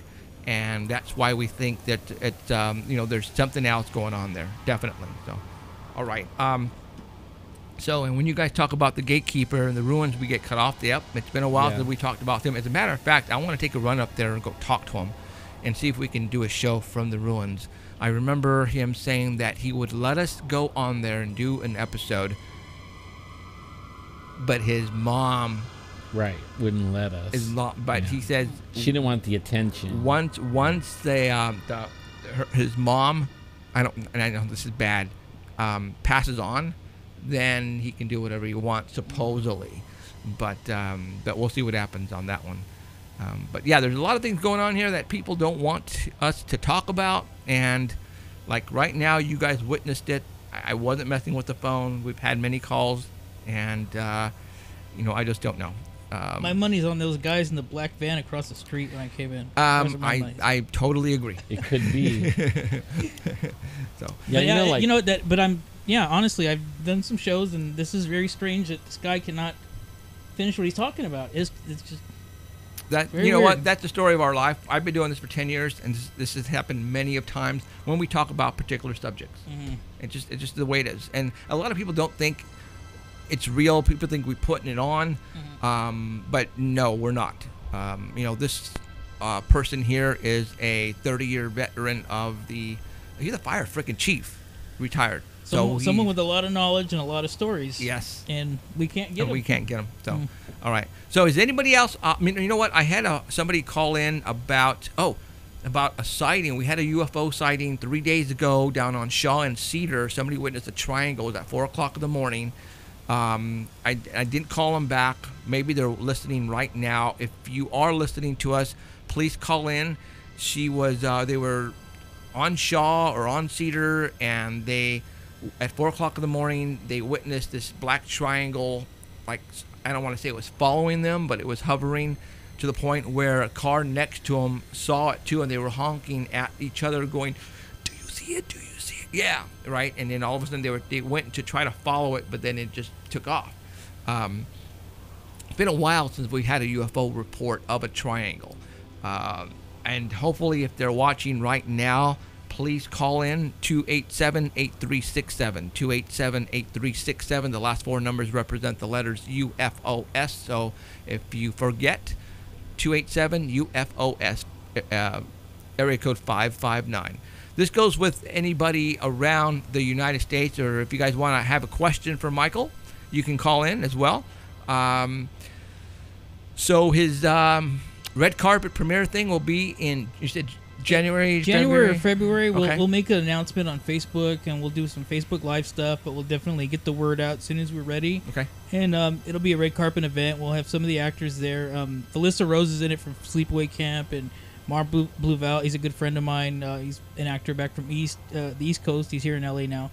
But we'll have some people there for meet and greet and everything like that. Cool. But I have a question. Earlier you had asked me we were talking about stories, and you asked me about a UFO encounter. Right.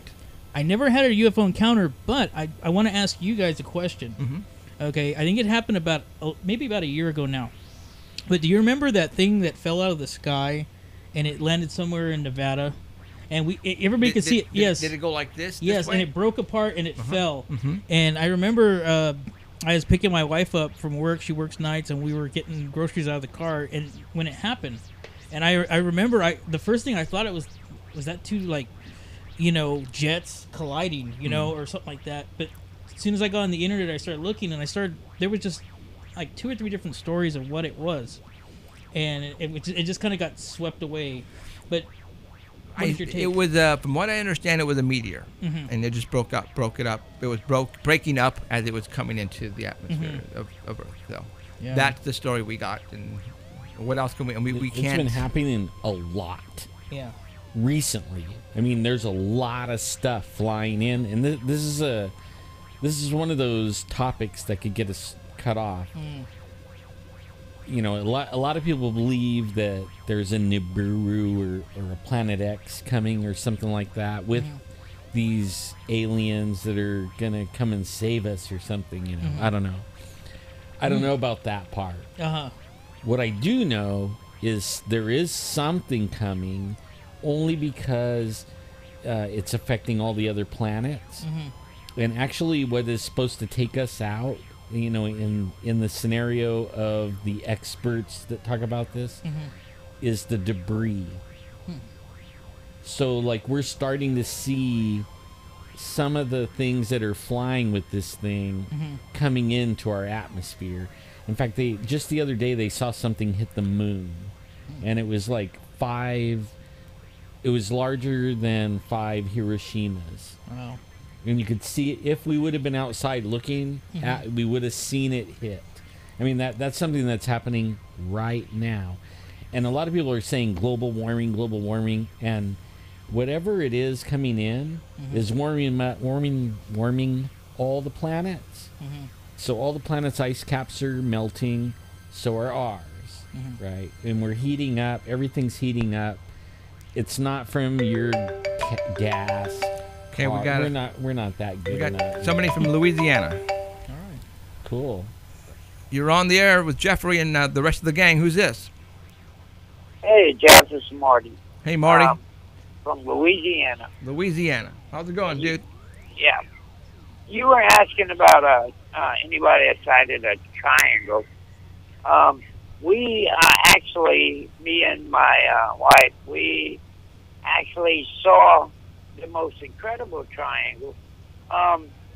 It was actually 3 of them, and I was detailing a vehicle outside, and she goes, Marty, what kind of airplane it is? She looked out toward the airport, and I couldn't make it out. It had to come a little closer, and when it did, the body of it was not a black triangle like everybody sees. This was a gray body that was triangle, but what it had was what it looked like tennis rackets, like one on each side toward the front and one in the back. And underneath each tennis racket, I would say there were wings, but they're not, because no wing looks like that, was the most beautiful greenish, bluish colors that kept changing from blue to green. And I noticed that there were 3 of them. And as he was passing slow, I reckon it was maybe about 15 to 20,000 foot up. And as we're noticing, they're going real slow. And I'm amazed by the colors. And I said, Dolan, I don't know what that is. And I know every aircraft ever built. I mean, I flew Russian jets and whatnot. So I'm just sitting there trying to figure out what this is. And out of nowhere, a jet dives upon them. And the jet is a 2-engine. It looked like an airliner jet, except it was painted gray. It was military. And I learned that it's actually a new electronic warfare jet that they have. And when it dove on these things, they split and left it in its tracks. So I immediately came inside, and I looked on my flight wear, and none of them were on there. None of them were putting out a transponder.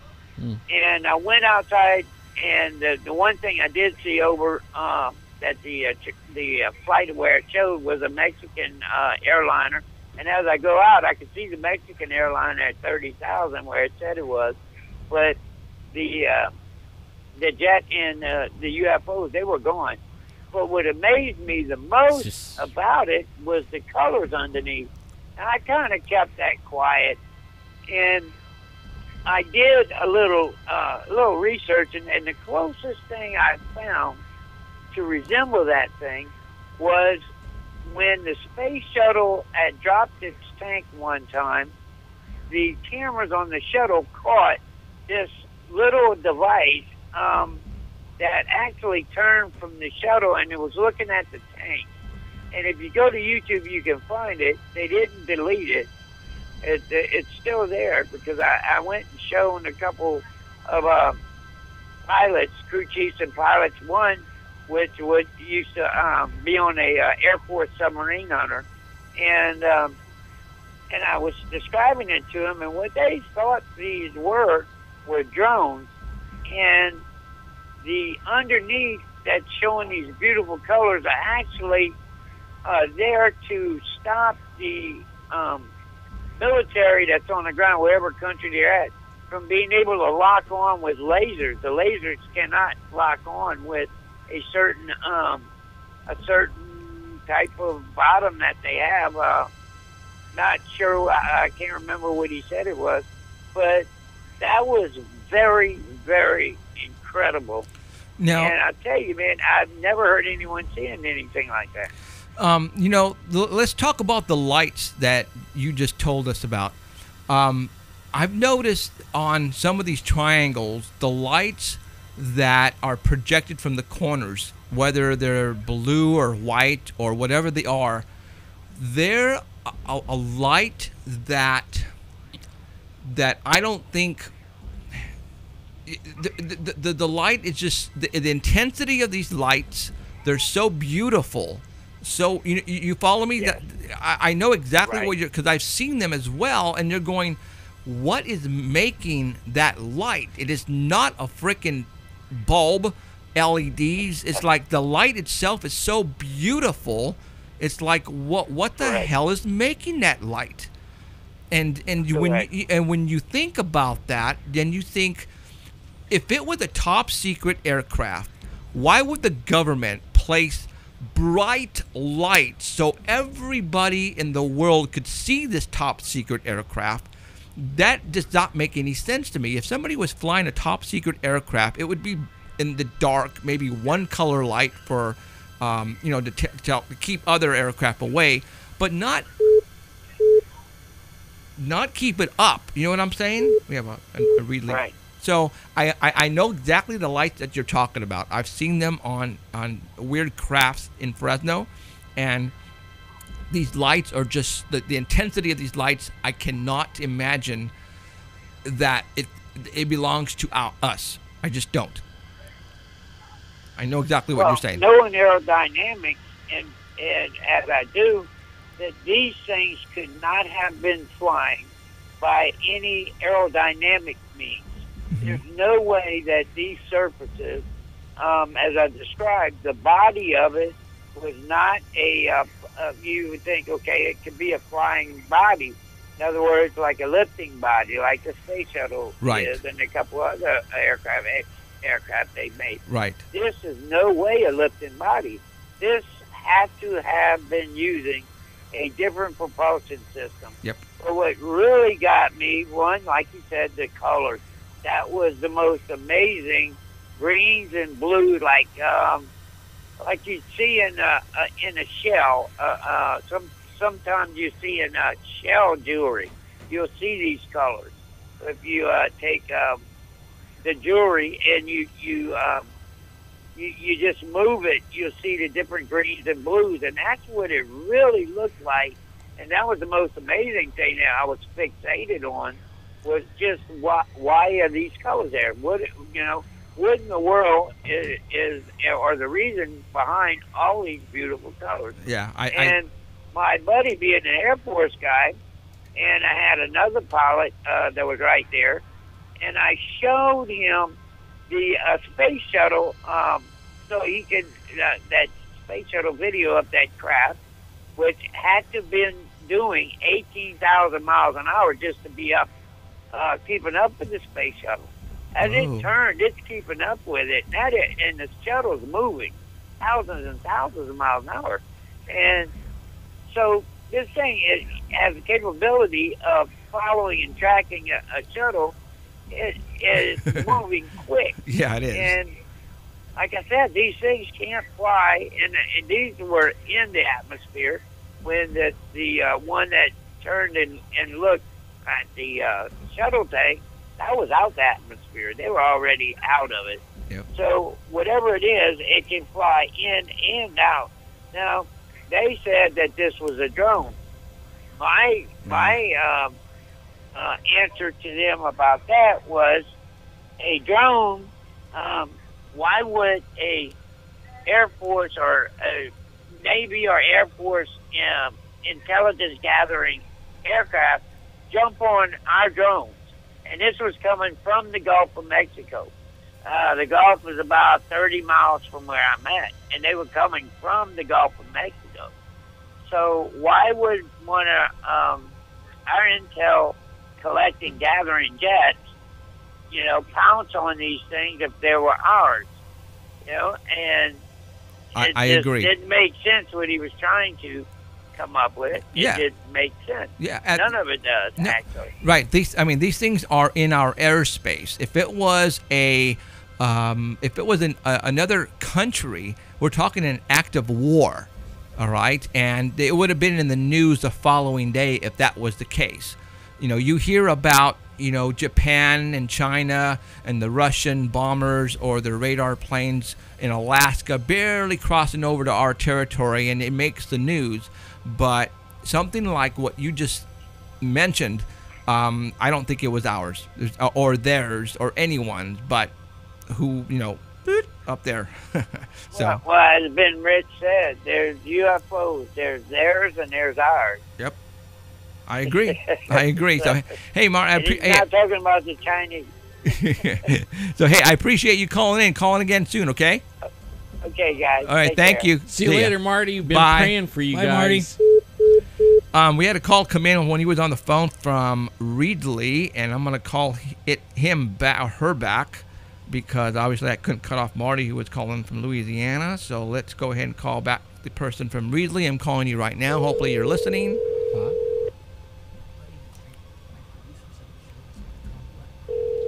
Yeah, that's what I'm getting too. What? The show went black. Yeah, that's what my producer said. He's been watching it, and he said, It went black. Yeah, we're like not on. Hi, this is Jeffrey from Paranormal Central. You just called? Hello? Hi, this is Jeffrey from Paranormal Central. Did you just call us? Yeah, so we're Really? Is everything happening to us we're tonight? dead in the water. We talked about it too much. "Yeah, Why are we dead? Really? Yeah. Are we cut off? yeah." I just text my executive producer. He's been listening on the show, and he says we're done. I said, "We're not done. We're talking right now to somebody." Somebody says I see you. So some people are seeing us and some aren't. Some people are saying my net went off.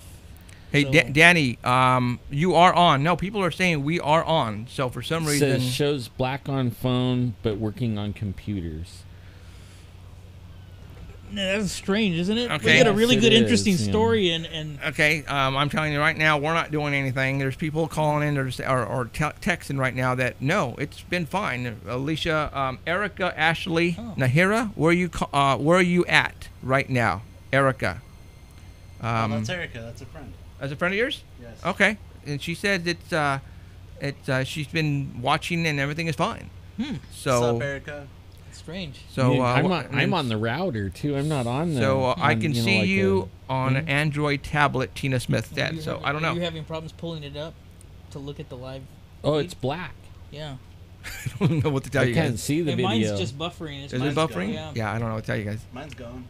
You're Yours right. is gone too. Yeah, I think it's just a technology thing. Maybe. I don't know. So As long okay, as they well can hear me. that's cool. So okay, we got 12 minutes left, guys, for the show, and that's it. It's already been 2 hours, man. Time goes by pretty quick when we're having fun, doesn't It it? sure does. So all right, just another. Yeah, my wife goes. Just another day at Paranormal Central. I Yeah, so agree. when you guys are you gonna do anything here, or is it all gonna be in LA when you? You mean as far as a premiere, or Yeah. no? We're gonna do one here in the heart of where this all yeah, happens. Yeah, absolutely. we're gonna do it. We're gonna, go out with a bang. We're gonna have a nice red carpet thing at the Tower Theater. That's what we're looking for. That's what Oh, We're man. gonna broadcast Cool. live. We'll talk to them. Yeah, We'll yeah, broadcast live. Oh man, I love the Tower Theater. So- That nobody does that anymore. They all go to the Yeah. like the Maya now, but I- nobody I- goes back to the old ones. Yeah, I like the classic thing. My first feature, we did a premiere there of Last American Horror Show, which is my first feature that I came out with. It's coming to DVD in November, and we did it there at the Tower Theater because that's where I went as a kid. To watch Right. the To watch the movie. movies at the Tower Absolutely. Theater, yeah. Yep, I was there too. Yep. Earlier, did you Oh say man, you we're had old. You said there was a movie about a family of cannibals that ate a businessman. Yeah, I wrote one. It's called Lamb Feed. That sounds awesome. Yeah. Well, you heard about the cannibal that passed his Thanks. wife on the beach? Mhm. Dun-dun. Okay. Jeez Louise. Thank you, folks, for coming up. It's a time joke. Everybody has to think. Wait a minute. My autograph starts at $234.75. That's Tino's Zamura's autograph, I guess. Oh yeah, See, now I can see everybody's. he's like Stallone there, comments. I can see everybody's comments. I just can't see a video. Yeah, mine either. I don't know. Strange. I don't know. I can see you. We got Kyle Ringer. Kyle Ringer says I can see you, so we're good. We're good. I'm back on my phone. Keep shutting off. Yep, Beatrice, I don't know what to tell you. Weird. And let the spooky music. We could have like Commence. the most mundane show where we don't have nothing to talk about and everything works great. Clear as a bell, huh? Yeah. Then as soon as you start having a really good show with really good topics and guests and everything on going good, and then we all get of a sudden, technical difficulties. yeah, left and right. And it all started with Mevo doing an update and not letting us on Yeah. live stream. People are gonna be pissed off on live stream, but I'll re-record it and somehow put it on there. So I'll do Well, it. I think I can testify because, like I said, I'm on the show, and I can say it's beyond Murphy's Law what's been going on here as far as Yeah. why these people's calls are dropping and why Right. it's freezing. Why we and, can't watch it. Yeah. I mean, we're right in the same room with it, and we can't watch it. I don't know what to tell you. So, okay, all right. So, we got 9 minutes. We Like, got enough time where's the for server, one the more Mevo call. servers at? One more, New York. Oh, okay. But still, Oh, you know what? Let's have my executive producer Tino call in. He knows a lot about this lake. I mean, he's got Yeah. the story. Tino, hurry up! You got 9 minutes, man. Tino, Yeah, we'll pay you your 287-8367. fee, only the cents part. Yeah. 287-8367. 39 cents? Tino Zamora. Call in 287-8367. You got 8 minutes. It could be about to talk about Avocado Lake. 287-8367. Maybe Just Avocado Lake is a Clinton campaign dumping ground. call in and say hi to Michael. Come on, Tino. Call in 287-8367. So you have the cement 559 shoes? 287-8367. I have the cement shoes. Yeah. I swim to I the like. bottom. There you go. Yeah. Oh, it's from Reedley. He was from Reedley? That might be him. Oh, yeah, that might was be him. Yep. Hey, Tino. Yellow, Can you hear us now? I can hear you just a little bit. Wow. Really? Okay, there's a volume someplace that I'm not. I don't know what the scam is, Sam. All right. we While you're talk on, loud? go ahead and talk to Michael. Hey man, give us your take on it, man. To let us know. I mean, this is your brainchild, and this is your story. Let the audience know about it, man. You want me to tell them about Avocado Lake? Yeah, tell them about what you really feel and how you feel about the place. Well, I can tell you, being a survivor from Avocado Lake, I almost drowned there when I was 8 years old. And the lake just has an eerie feeling for me every time I go there. And the best advice I can give you guys is don't go in that water. What do you think is in there, man? What do I think's in there? Yeah. I'd say probably your worst nightmare. Whatever you're afraid of is in that water. Ooh. That's a good answer. Yeah. That's a fucking good. Oh, excuse me. Great anser. Yeah. Your worst nightmare. I mean, there. Yeah, that's. We're gonna use that soundbite for the next trailer, I think. But it is true though. It's like I said, we actually shot in there, and I wouldn't go back in there. Unless we did a sequel and they paid me like millions of dollars for it. I might. I'll give you $100. No, not a Short. I wouldn't. No. Well, if everybody leaves Come their on, pipe, $100, dude. if y'all leave a pipe at home, All leave right, your maybe pipes at $100. home, I'll go. I need some beer money. No, all Michael needs is a Tully, a PBR, and he's fine. He'll do it. That's right. You got that right. Yeah, that's funny. All right. So Tino, so you won't go back in that water, huh? No, Well- he swims like a fish in there. He gets in there further than I do. I went in there just to shoot. I didn't go even. He went in there, recreationally to swim, in between takes, to cool off. And me, I was only in there just to get the footage and then get out. So he's a brave That's right. man. You know why? Because I don't fear the lake. That's right. Ah. So if we throw Got Michael over in, that, so if we huh? throw Michael in there, he's gonna die for sure then. That's right. Sink like a rock. Right on. All right, Tino, dude. We'll Michael's a good swimmer. right on. So I'm pretty sure we'll meet you in person when we get closer to the premiere. Oh, yeah, I'm looking forward to it. Right on, dude. All right, thanks for calling in. All right, thanks, right. brother. Later, man. See ya. Okay. Right on. All right. So we're gonna have some fun next year. But I think we're gonna have fun in a couple of weeks, and we're gonna go to Avocado Lake as a Paranormal Central field trip. Who is part of it? And I will let you know in a couple of weeks. So make sure you tune in next Sunday and the Sunday after, and I will let you know because it's probably more likely going to be on a Friday night or a Saturday night. because we're going to accommodate all you people to make sure that it's not a working day and you are all rested up. And we're going to have some fun. It's what we do here. You know, we've never had a field trip per se. We've had sky watches. Actually, Alan has had several. But we've never had a field trip where we tell people we're going to go to a haunted lake and we're going to broadcast live using Mevo. So that way all of you around the world could go ahead and experience what we're going to experience. And we're going to throw Michael in the lake. You're going to give me $100 first. And a tall boy at PBR. I was gonna say it costs more than $100 to get me in there. Yeah. At nighttime too. Oh shit! I didn't think about nighttime. Yeah, you're gonna have to bring your night vision out. Remember, I'd seen that when I was on set. I've got some toys. Nice. I've got some toys. So we'll see. We'll definitely go out there and hopefully we'll see some eyes in the bushes looking at us with the infrared and stuff. You never know, because you know when we went walking down Snake Road, we were able to see a couple of things, and it does work, even though it's a cell phone type of deal. But okay, well, you know what? That's it. We're done here. Michael, muchas gracias, señor. Thank you very much. Want to give your information really quick? Yeah, one more time. website, and anything. Oh yeah, Michael S. Rodriguez. You can find me. I'm on Twitter, Instagram, but Facebook is my main home.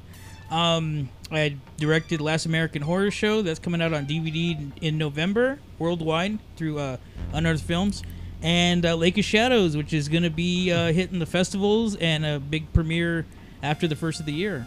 So thank you guys for having me on. It Absolutely. was fun. It was a pleasure. It was fun. Thank you. It went by really fast. And these posters that you have here, why don't you autograph them, take them with you to the Avocado Lake thing when we walk through, so that way the first 5 people, 10 people show up, they get autographed posters from Michael. How's that? You got it? All right. Sounds good. All right, that's it for us, for Alan Thomas, Mr. Michael S. Rodriguez, for Jeffrey Gonzalez, and the man behind the keys, Ryan Bardalis. Thank you very much for tuning in. We'll see you guys next week, same time, same channel, and I promise we'll have live stream going at the same time. Thank you. Good night.